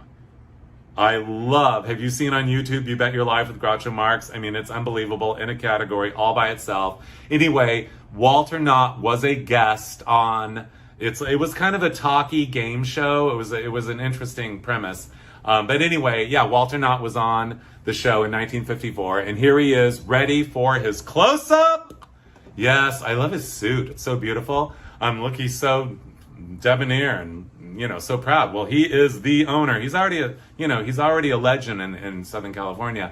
Anyway, he probably bought the suit or got the suit at the men's store at Knott's Berry Farm. But anyway, back on the farm in 1951, an addition to Ghost Town. This is Old School Road. Someone took the picture from the roof of the Calico Saloon looking down the street. You can see a more interesting buildings, ramshackle, a mine there, an adobe building that's kind of crumbling, the windmill, the iconic windmill down there. But at the foot of the street, you see the namesake of the street, Old School Road. This is the old schoolhouse at Knott's Berry Farm, still there to this very day. And you can go inside there. The crowning touch is the flag, the bell on top, and it was indeed an old schoolhouse. They call it the Iowa Schoolhouse, even though it was from Kansas. Don't ask. It's a whole long story. But anyway, the dunce cap, the stove, the George Washington portrait on the wall, everything that's on the chalkboard, oddly, still there. There's that potbelly stove. This is the picture I took last week. The potbelly stove is still there, the picture of Washington, and what is written on the chalkboard is the same thing still. And there's a lady standing there, sitting there, being the school teacher. I'm not sure how much teaching is going on in there, but you can actually go in there. Again, another time-honored experience at Knott's Berry Farm. Here is an experience at Knott's Berry Farm, which you can no longer have, and that is to walk through the Dahlia Garden. So not only was Knott's Berry Farm a berry farm, they had strawberry fields, they had flower fields, they had rhubarb fields, they grew bell peppers, they grew all kinds of stuff. They were farmers. When I went there, well, I went there like 10 years ago, and I went to who I thought would be able to tell me what is the last year they actually grew a boysenberry here on this land. And then nobody could tell me. Nobody could tell me. But anyway, here is Helen. You remember her? Helen DeGroat. Yeah, she's a legend in my Southern California landslide show. Hanging out in the dahlia garden, and what beautiful dahlias they are, and they'll make a beautiful bouquet for this scene of Knott's Berry Farm ladies, Towns ladies, Ghost Town ladies, having a moment, a theatrical moment in the Boot Hill Cemetery, and which is still there. I love it. She's crying over "Here Rests Clubfoot George, hung by mistake, July 23rd, 1849. So again, a little humor there. And Boot Hill Cemetery is still there. I'm standing, just last week, Hiram McCavish's grave. But his grave is very, very special, you guys. And this is one of the moments that you can have at Knott's Berry Farm still to this day. Stand on the grave, and it's like there's something underneath it, and it's going like boom, boom, boom, boom, boom, boom, boom, boom, boom, boom, boom, boom, boom, boom, boom, boom, boom, on the bottom of your shoes. And it's just kind of wonderful. What can I say? I mean, it's just one of those moments. Oh, one of those moments. One of the grandest moments. One of the most iconic attractions at Knott's Berry Farm, of course, is the train. Where do we begin to behold the glory? Walter Knott said, you know what? We're expanding. We are going to get a train because I want a train and I'm getting one. I mean, this guy had dreams. He had goals. And I mean, it was just snowballing. The trains came in 1952. The water tower there tells you where you are. Ghost town. People are lined up. And yes, red Toreador, clam digger, pedal pusher, capri pants really do stand out in a crowd. But I think this train is ready for its close-up. I believe that this is the same train that got this paint job. Yeah, it has to be. There were two trains. They bought two trains, 40 and 41. So, hello, this one's 40. But anyway, they came from the Denver and Rio Grande Railroad. In 1952, the railroad was going to scrap them because they were no longer needed. And Walter Knott stepped in and said, I'll take two of your trains. And so what he didn't realize, though, is that narrow gauge track, he could not drive them, or they wouldn't be able to be transported from Denver or Colorado, wherever they were, to Knott's Berry Farm. So they had to be trucked, which was like a zillion times more expensive than he ever thought it was going to be. But it all worked out, and they became icons of Knott's Berry Farm, still there to this very day. Here you see the other train. As I said, there were two of them. And I love this mother and son having a moment there. I'm not sure why the son looks so bored. How could he? How would he be? But anyway, I love just this picture has so much ambiance to me. I mean, they all do. Knott's Berry Farm has all kinds of ambiance, always had. But look at the eucalyptus trees in the background and everything. I mean, the train station there. The depth of soul, the depth of character, the depth of style, the depth of wisdom cannot go understated here. This is a very, very, very special conglomeration of energies and ideas and inspirations that came together. I mean, it's like unspeakably deep in its lore, in its legend. Anyway, also, speaking of deep, is the fact that this train, do you see the front of this train like I see this front of this train? It has a face on it. The eyes, the nose, and the smiley face. It is happy to be there. As a dramatic backdrop, it is serving as a dramatic backdrop to this. I love this portrait. That this is just some tourist took this. It happens to be a slide from my slide collection, as a lot of these slides are. A lot of them are also from friends' collections as well, and I'll thank them at the end. But anyway, I love the prospector there. We've seen him before. The Towns ladies, the Native American there, and the other townspeople, and the other prospector and everything. I just love the shot, don't you? I know. Okay, everybody, call everyone else in. Time for a portrait of all the employees, all the costume people. Well, not all, but a lot of them on the train. We've got Towns ladies back there. We've got some of the Native Americans back there. We've got a prospector back there. And up front on the left, we have got the showgirls from the Calico Saloon. I wonder if either one of those are Cecilia or Marilyn, who the two carved figurines, sculpted figurines that are still there to this day were modeled after. I don't know. But I do know that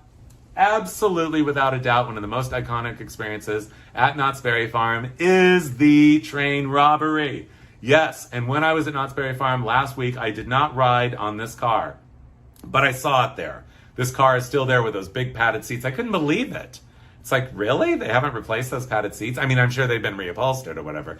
But anyway, yeah, you go on the train and you go around, and the there moment is the train robbery. However, we might as well just say it. No, they are no longer using any sort of a toy gun at all. Now they turn it into a little comedy routine, and they're shooting you, or they're holding you up.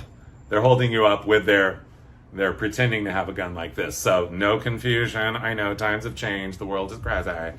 But anyway, you can still have the fun mock experience. Well, I'm not sure. Well, it is fun. I mean, it's a moment. It's a legendary moment. And then afterwards, there might be a shootout right in front of the train with the train robber. And pretty soon here comes the Undertaker and the sheriff. And of course, a crowd has gathered. And on the side, it says Ghost Town Undertaker. And they will roll him away. And he will disappear, and, well, they're on their way to Boot Hill Cemetery. But anyway, you don't quite follow them all the way over there because you get too distracted by the fact that you are near one of the most iconic attractions ever in the history of Knott's Berry Farm. Okay, this is major, this is real, this is deep, the Haunted Shack. Yes, did you see the sign back there, Haunted Shack? I usually don't go backwards, but I just did. Yes, here is the Haunted Shack. So I remember this as a child. Unfortunately, it is no longer there. But I do remember it as a child. And anyway, it was like quite the mind bender. I mean, the whole building was built like this. So water would run uphill. The broom would stand there. They would like have that broom stand there. And then you would stand there, and it was everything. And you were like, the whole time you were in there, you were like, oh gosh. So apparently they created this legend of where the shack came from out in the desert and everything. But in reality, it was quite inspired by the mystery spot that opened in Santa Cruz in the year of 1939. And it opened in Disney, there I go again. Well, when you grow up in Southern California and you're like, going to both, I mean, they kind of, in a way, well, they never really blend together, but you're thrilled for both of them. Anyway, what I was going to say is that, what was I going to say? It was there. Haunted Shack started in 54, but it's been gone since the late 90s. We might as well just say it. And here is Helen DeGroat from my legendary Southern California, a legend from my Southern California land show. I almost called my show legendary.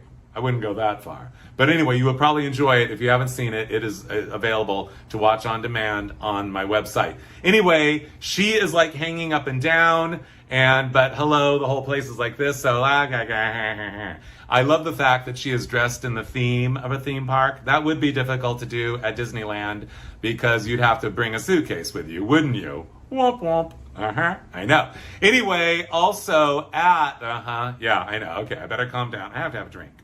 Here we go. Oh, that tastes good. Okay. Uh-oh. And let me do this too. Sorry. Live. So we're going to okay. Speaking of live, Ghost Town is alive and well at Knott's Berry Farm, and so are the stagecoaches. The stagecoaches have been there since the 1940s. I asked them, this picture is from the 1950s. I asked them, I said, so you've got, they say these are the ones that are still there. Okay, I better calm down. The stagecoach ride is still there, still happening. I went on it the other day. So I asked the guy, I said, are these all genuine, authentic stagecoaches from, the old days? He said, yes, all but one. One of them was built in the 1950s. But there's still, they're still using the same stagecoaches. So you can go to Knott's Berry Farm and you can have that experience. Also, when I was driving to Knott's Berry Farm the other day, I got there a little early, I guess before the park opened, and one of them, the stagecoaches and the horses were driving across. I mean, they were actually crossing the street, the public street outside. So I guess they store them across the street outside of Knott's Berry Farm. But what a thrill for everyone who lives in the neighborhood to drive by occasionally and see these a stagecoach with horses. I know. Oh, you want to have a closer look at horses? You want to pet a horse? You want to pet a donkey or a mule or whatever they are? Sorry, I don't know. Well, donkey, mule, whatever. Anyway, you can go here to the livery stable, and that is where you will find horses and donkeys to pet. And you will also find a collection of carriages there, or, well, in this, what are these? Wagons, horse-drawn wagons, and they're passenger cars, I guess, and carriages, cars. Yeah, I know, it's all such old-timey stuff. But what I was so thrilled to see there is this, because I said to the person inside, I said, is that Walter and Cordelia's, like, carriage? And they're like, it is there. So in the beginning of the show, we saw Walter and Cordelia Knott, and she was waving like the Queen of England. They were actually riding in this very carriage, which is there on site to this very day. Speaking of mules, I know. I love the layers of time. I love the layers of time. Anyway, I know.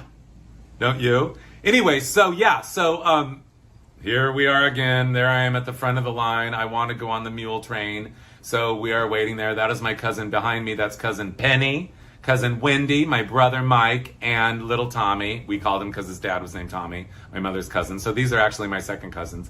But anyway, yeah, so I'm so sober. I mean, actually, I was having a moment because speaking of all that we have of like Disneyland, there's been a lot of Disneyland talk here.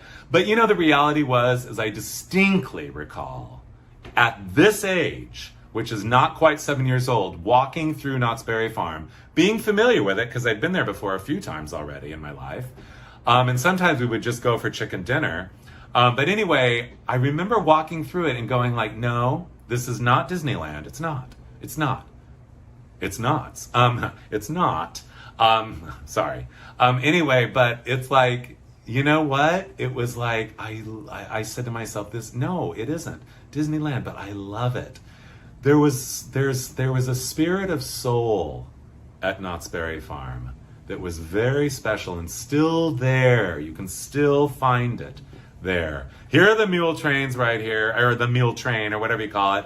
Anyway, I do remember going, sorry, I say anyway a lot. I don't know, I have Tourette's syndrome. So today I'm stuck on the word anyway. We might as well get it out in the open. I almost said it again.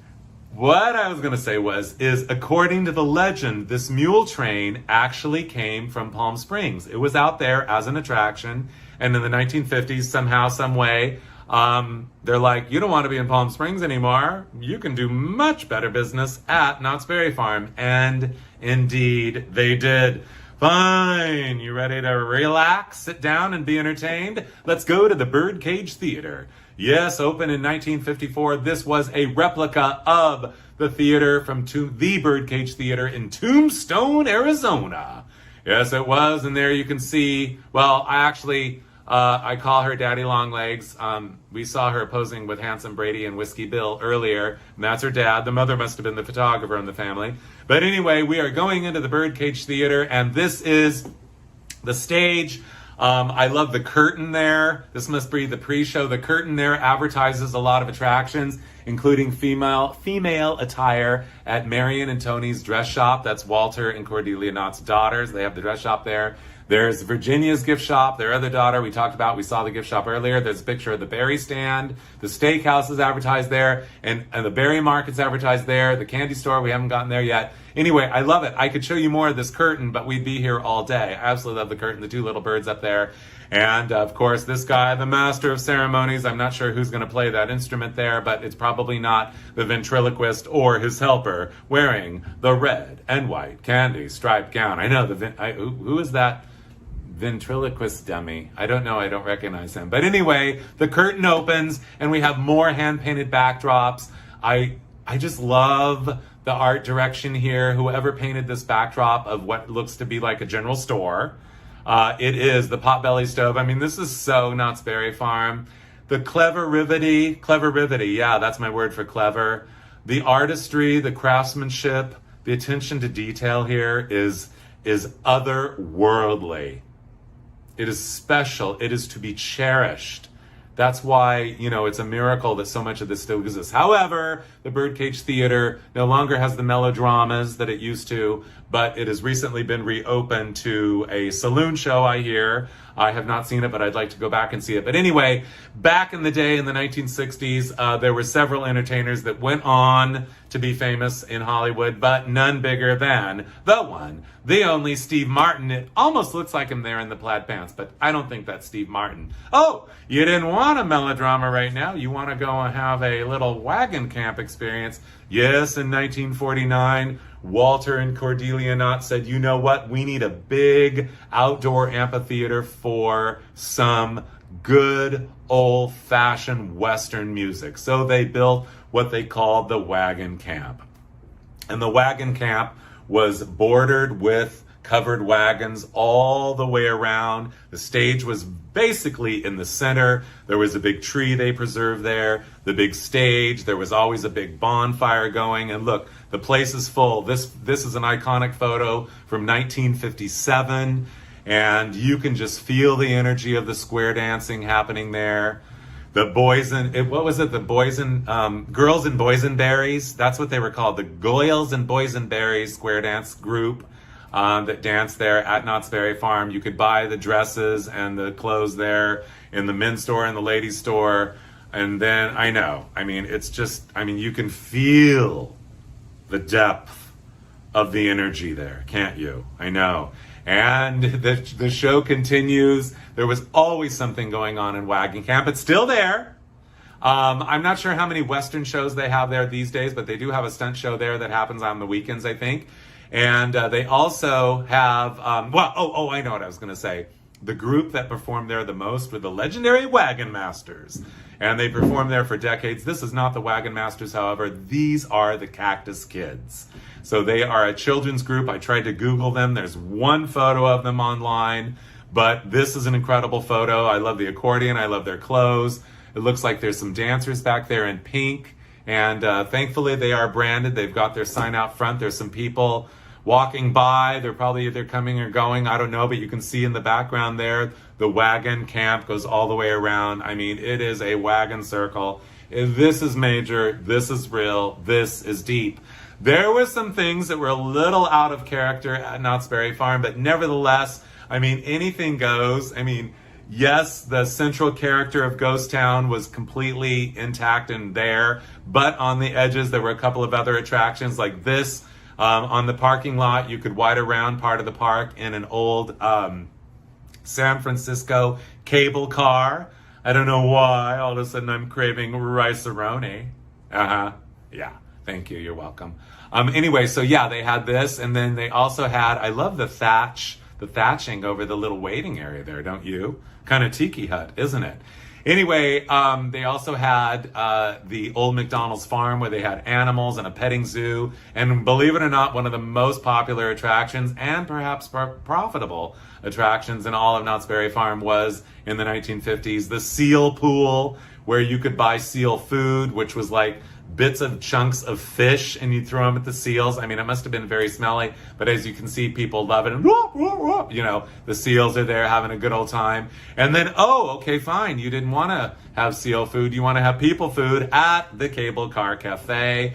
This, again, is a little out of character for Knott's Berry Farm, but I just had to show it to you anyway because the menu board, look around it, you can kind of tell it is a cable car. I love that. And then you've kind of got San Francisco there on the wall, some cartoony skyscrapers. There's that light fixture, very mid-century modern, and then a boat and the San Francisco Bay Bridge, and then a train of what looks to be like a banana split and an ice cream sundae, banana splits, and I love that. I love that. And then, of course, the young lady server there, her hair is very 1964, and that big bubble Buffonti thing, and then the California Date milkshake, 35 cents. We don't get date shakes at Knott's Berry Farm anymore, but I will tell you, date shakes are the official local food of Palm Springs. Yes, date shakes have lived on as Palm Springs local food. Okay, fine, you didn't want a date shake or a banana split or anything else they serve at the Cable Car Cafe. Let's go to the candy parlor. I'm not sure exactly what year they built this, but I'm going to say mid to late 1950s. Unfortunately, the candy parlor is no longer there, but you can see it is a confection. It looks like a cross between a building and a cake, although it's a candy store. So also out front, you have Mrs. Knott's, Cordelia Knott's a rose garden as a centerpiece. There's a fountain. That is not Walter Knott there on the left wearing the red tie with his dark suit, but he's very Walter Knott, isn't he? And then those two ladies standing there. I mean, the ambiance of this place, I just love it. Inside, you see Knott's candies made fresh daily in our kitchen. I don't know about you, but I do love a big, giant, swirly, whirly lollipop. You virtually do not see them anymore. Back in the day, they would make them at Knott's Berry Farm. As you can see, they are 15 cents, 25 cents, 50 cents, and $2 for the big one. I know, yeah, no, this type of candy making is virtually extinct. The only thing that comes close is there's one place in Southern California, happens to be in my hometown of Ontario, California, Logan's Candies. They've been there since 1933. Spun sugar candies are the specialty of the house. However, they do not offer the big lollipops just because it would cost like, $48 these days. But they do have ribbon candy, old-fashioned ribbon candy, and candy canes and other spun sugar candies and chocolate candies as well. But we're not talking about Logan's Candies in Ontario right now. We are talking about Knott's Berry Farm. Fine. You want to go on the carousel? Be that way. Here we are. This is a very special carousel. It came from Hershey Park in Pennsylvania. The year it came was 1955. It was, so we're kind of getting a little amusement parky now. Ghost Town is expanding. It's moving on out. But anyway, it was built in 1893, I believe, by a very famous carousel maker. And you see the gentleman standing there in his denim ensemble, timeless classic, workwear, the denim jacket, the pant, to match. That is none other than one of the ultimate leading forces of Knott's Berry Farm and the expansion of it beyond just the old ghost town, more or less. Bud Hurlbut is his name. Yeah, Hurlbut, I know. Anyway, yeah, a name with butt in it. But anyway, he came to Knott's Berry Farm in 1955. He wanted to have his own theme park in Whittier, but he realized that wasn't going to be the case. So he thought, what am I going to do? How about I lease some space from Walter Knott, and I'll have my carousel here. And the miracle is, you guys, the carousel is still there. Yes, so it is not a merry-go-round, it is a carousel. Merry-go-rounds have only horses. Carousel have a menagerie of animals. So this is a time-honored national treasure, as is the entire place. But the guy who's working the carousel there now the other day, I actually didn't ride it, but we talked to the guy who was running it, and he said it's haunted. So I don't know. I mean, the weird thing about like it being a ghost town, well, this really isn't in ghost town, but the whole realm of the reality of Knott's Berry Farm Ghost Town, and there's really no references to ghosts or it being haunted or anything like that. I mean, it is very much alive. A ghost town, basically means everybody's gone. So it's like the ghost town that got repopulated. And here is Bud Hurlbut again. He went on to be, as I said, a major force at Knott's Berry Farm. This is his Calico Mine Ride. These are the two trains. I think there were more than two, but here he is posing, getting ready for here it is right here in 1960, the theme of the ghost town and the homage to the miners and prospectors and the hard work of the past, the hard workers of the past. They built this giant monument to mining and miners. This was a dark ride that you went into riding the train. It is still there to this day. 1959 at Disneyland, they built the Matterhorn. 1 year later came this. This is a very big deal. This is a very spectacular attraction that is still there to this day, virtually perfectly intact as it was built. The other thing about this that was kind of very much ahead of its time was the fact that the line to ride the ride was hidden within the attraction. So according to the legend, Walt Disney visited this and he's like, why didn't I think to hide the line in the attraction? So, Bud Hurlbut one-upped Walt Disney on that because Walt Disney did not hide the lines until after.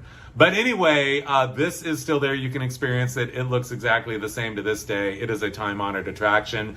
Here it must be one of the opening of it. You can see there in the suit and the dark hat there, Walter Knott. There is a lady between he and Mrs. Knott. I don't know who that is. Maybe it is her well, I don't know, could be her best friend for all I know. But anyway, I don't know who any of the other people are, but I wish that I knew. So you go inside and all of a sudden, whoa! I mean, it's like you have died and gone to heaven. It is, you are in a cave. You're in a cave, and the stalactites and the stalagmites are all around you, and sorry, it's a lot, you guys. I mean, it really is special because you can still experience this. So I went there, yeah, the black lighting effect, you guys. So, okay, I will just tell you, my camera, I have a state-of-the-art camera, and it actually refused to take a clear picture. Like, it's like, no, I'm not going to participate in picture taking right now because you actually have to experience this in person. So there are very few photos of the inside of this ride that exists, but here is a very small portion, a very small piece of what is a much larger picture of some of the miners that you pass by on the train. It is a total immersional, experiential, extravaganza attraction. Okay, here is the glory hole, they call it, the big 3-story deep mine that you're looking in, and all these figurines there, these miners are doing the mining and everything. Again, my camera, state of the art, thank you iPhone, it's like I refuse to focus. You have to come and experience this attraction in person. So when I got out of there and I got home and looked at these pictures and they're all out of focus, I'm like, seriously, iPhone? So, yes. So, okay, I better take another. Walter Knott, 1966. This is a man who has achieved the American dream. Along with his wife and his family, they have gone to poor farmers who were on the brink of starving. I don't want to say starving, but I mean, they didn't start prosperous, but they became prosperous through hard work, determination, and just really being brilliant. I mean, this man is a genius. He doesn't really get the credit he deserves. He is standing in front of the crowning touch, his last goal. Really, this is the cherry on top of all that empire that he built with his wife, Cordelia, and his family. This is a replica of Independence Hall, which stands to this day right across the street from Knott's Berry Farm, just beside the giant big parking lot. One of them, there are many, of course. This is, yes, here it is. It is still there to this day. It was dedicated in 1966. It is, according to the legend, an exact replica. Sorry, I get an exact replica of Independence Hall in Philadelphia. And except, according to the legend, somebody said it's one brick off. Which, okay, excuse me. I know. Anyway, we could go inside, but I'm going to save that for you. Here's Walter Knott with some of the 1776 people that he had dressed up in the 1776 carriage. I mean, this man is living his dreams. No goal is too extraordinary, too big. I mean, he will achieve it. Building the Independence Hall replica. Walter Knott, this was really the crowning touch of Walter and Cordelia Knott's Berry Farm until 1969, the log ride. You can see the billboard for it right in front of Independence Hall there. The world's greatest log ride. I will have to agree. 1969 was the grand opening. Again, Bud Hurlbut, who started in 55 there at Knott's Berry Farm, who built the mine train ride, which we saw now in 1969, 9 years later, builds this, a tribute to the logging industry, originally called the Timber Mountain Log Ride. I will tell you, I remember when this ride opened, and I have to tell you, it sent a shock wave of thrill and interest and inspiration through Southern California you would not believe. I mean, it really made an impact. Everybody had to go back to Knott's Berry Farm again just to ride the log ride. It's a spectacular ride. It exists today virtually unchanged. It was restored recently. This is what you see when you go down the big 45-foot drop. And it is exactly as thrilling today as it ever was. And there when you come out of the of the mountain that you're in, going through all the scenes and everything. And there you can see kind of there's the train and the Calico Saloon. And you just have that moment and you experience, and then woo, you go down. And it is so thrilling. There's Bud Hurlbut and Walter Knott probably taking the first ride on it. I know. Where do we begin to behold the glory of one of the most iconic places in all of Southern California land, of all of California, and all of the United States, unique in all the world?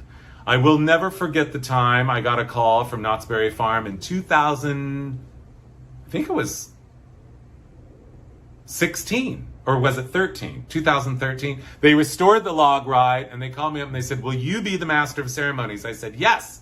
So anyway, I went there and everyone is there. The press is there. I mean, it was a big, big, big deal. And I'm the master of ceremonies for this event. Okay, great. I can do this. So I get there and they're like, there's a problem.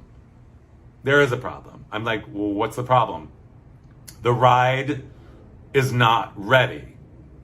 We restored it and it's not ready and everyone's here. What are we going to do?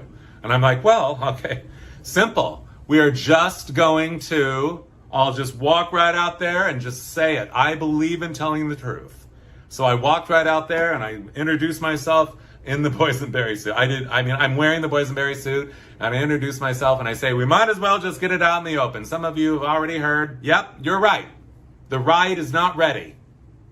So welcome to the almost completed restoration of the log ride. Anyway, it was all fine. Everybody had a wonderful time anyway, and everybody was celebrating Knott's Berry Farm, including me. And at the end of the day, the guy who was in charge of the restoration that wasn't done was talking to me and said, do you want to go stand in the flume? And I'm like, are you kidding? Of course I do. So I stood there and I beheld the glory of it all. And I just, there's no such thing as going to Knott's Berry Farm without just kind of experiencing the depth of soul and character and wit and wisdom and just kind of realizing how special and rare this time-honored attraction, this landmark, this icon of Southern California. It is more than that. Knott's Berry Farm is a world-class national treasure. And, yes, they've expanded, is a full-tilt theme park now with roller coasters, but at its core, the chicken dinner restaurant is still there, serving that chicken dinner, that classic chicken dinner that you can go have at the most famous, biggest, and best fried chicken dinner restaurant ever, the Ghost Town. You can still have most of the experiences are there. Still. And you can look through the layers and you can just kind of discover and take your time, look at all the details. Yes, some of the buildings have been redone because they were old to start with. But yeah, just go there and just enjoy. And then I had, afterwards, it was all done, the caricature artist, I went in and had my caricature done, and I didn't really think it looked like me or whatever, but I just had to share it with you because it has been my honor to share my enthusiasm and my appreciation and my love for Knott's Berry Farm with you all. Thank you for joining me. And I took this picture just the other day. The Silver Dollar Saloon, the restaurant, the livery stable back there, the windmill, the general blacksmithing shop, the picture gallery, it's all still there for us to behold the glory of. I know. One last picture, you guys. I have to share it with you. Walter and Cordelia Knott, Ghost Town or Bust. If I have one note for Walter and Cordelia Knott, Walter, okay, I was going to say, but I didn't, but I will now. Cordelia Knott passed away in the year of 1974, and Walter passed away on the property in 1981. I believe he was 90 years old at the time, and all the Knott children are since passed as well. I had the privilege of meeting Marion Knott, the youngest daughter, once, and the son of Russell Knott once. And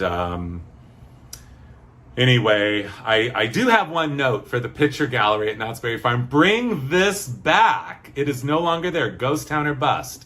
Anyway, with that said, ladies and gentlemen, I thank you for joining me. Thank you so much for your support. And I really appreciate the fact that you allow me to share with you my passion for American pop culture, style, design, and everything that goes with it. And this is the very end. Knott's Berry Farm, forever and always. Behold the glory. The boysenberry, the fried chicken dinner, and the ghost town that goes with it all. Thank you very much for joining me.